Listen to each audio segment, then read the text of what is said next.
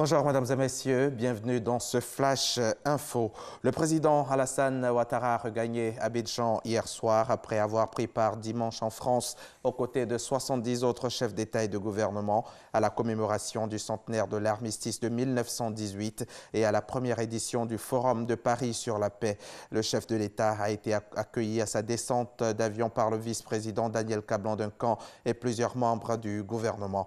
Avant l'étape de la France, le président de la République s'est rendu à Berlin, en Allemagne, où il a participé à la conférence sur le partenariat G20 Afrique. Hier lundi, avant de quitter le sol français, le président Alassane Ouattara et son homologue Emmanuel Macron se sont entretenus au palais de l'Élysée. Une rencontre mise à profit par les deux chefs d'État pour évoquer les relations historiques et exemplaires entre la France et la Côte d'Ivoire. Juste après l'entretien, le président Alassane Ouattara s'est prêté aux questions des journalistes. Vous l'entendrez dans le 13h. Et parlant de journalistes, il y en a quelques-uns qui sont arrivés de Chine hier en compagnie de tour opérateurs, cela en vue de découvrir le patrimoine culturel et touristique de Côte d'Ivoire. C'est à l'initiative de Côte d'Ivoire Tourisme, l'Office national du tourisme, qui a mis en place des circuits présentant tout ce qui peut attirer et séduire les tour opérateurs, les journalistes, les investisseurs et les touristes chinois. Patricia Omouetia. 6 tours opérateurs et 5 journalistes en provenance de Beijing ont exploré les villes de la Côte d'Ivoire. Les touristes chinois avouent avoir été séduits par la chaleur humaine et la grande richesse culturelle de notre pays, ainsi que par la diversité des paysages. Cette visite découverte, conduite par le directeur général de Côte d'Ivoire Tourisme, a duré 10 jours. Au thème de ce TEDx Tour, une rencontre B2B a été organisée avec les professionnels du secteur au siège de l'Office national du tourisme en guise de restitution. Occasion pour les tours opérateurs ivoiriens de proposer des packages. Tous les paquets réserves sont déjà la cible des Chinois, donc il faut les entretenir sur les paquets réserves. Quelle est la particularité de chaque pack et c'est ce que cela nous sommes en train de suivre. La porte-parole de la délégation chinoise a exprimé sa satisfaction. Avant de venir, nous, Chinois, nous pensions que la Côte d'Ivoire était un pays très pauvre et nous sommes très surpris de voir un pays aussi beau. Et nous avons été impressionnés par Yamoussoukro et sa basilique. Nous avons vu qu'Abidjan est comparable à Manhattan, à New York et San Pedro, un paradis terrestre. Un sentiment que partage le directeur général de Côte d'Ivoire Tourisme. Il s'est engagé à capter une part du marché asiatique en participant depuis plusieurs années au salon BITE, le salon international du tourisme de Beijing, l'un des plus grands salons de la Chine. Notre culture est une force. Nos paysages sont un ingrédient exceptionnel pour les touristes chinois.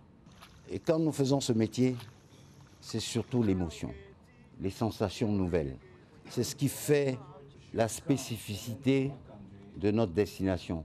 Nous avons touché le cœur des gens, en leur expliquant comment nous vivons. Au compte des résultats obtenus lors des participations antérieures ces 4 dernières années, il convient de retenir entre autres l'éligibilité du pays auprès des autorités chinoises à l'Approved Destination Status, une distinction qui permet à la Côte d'Ivoire d'avoir accès au marché chinois en le classant sur la liste des destinations pouvant être visitées par les touristes chinois. Au Mali, un attentat à la voiture piégée dans la ville de Gao a fait au moins 3 morts dans la soirée du 12 novembre. Dans un communiqué, le ministère de la Sécurité parle également de 2 autres blessés en précisant que le bilan n'est pas définitif. L'attaque semblait viser des contractuels de la MINUSMA, la mission de maintien de la paix de l'ONU dans le pays, et a été revendiquée par le groupe de soutien à l'islam et aux musulmans, le GSIM. En République démocratique du Congo, il aura vécu un peu moins de 24 heures. L'accord de Genève qui scellait une candidature commune de l'opposition est mort-né. Félix Tshisekedi, président de l'UPDS, et Vital Kamerhe de l'UNC ont déclaré retirer leur candidature, leur signature de l'accord. Cet accord avait été signé dimanche avec 5 autres leaders, désignant Martin Fayulu comme candidat commun de l'opposition à l'élection présidentielle prévue le 23 décembre prochain. Les 2 leaders des 2 principaux partis d'opposition ont de fait retiré leur soutien à Martin Fayulu, une décision qui fait suite à l'appel allant dans ce sens de la base de leurs partis respectifs. Les feux qui ravagent la Californie sont parmi les plus meurtriers des États-Unis. Le Camp Fire, qui a totalement détruit la petite ville de Paradise au nord de San Francisco, est même le plus meurtrier depuis 1933.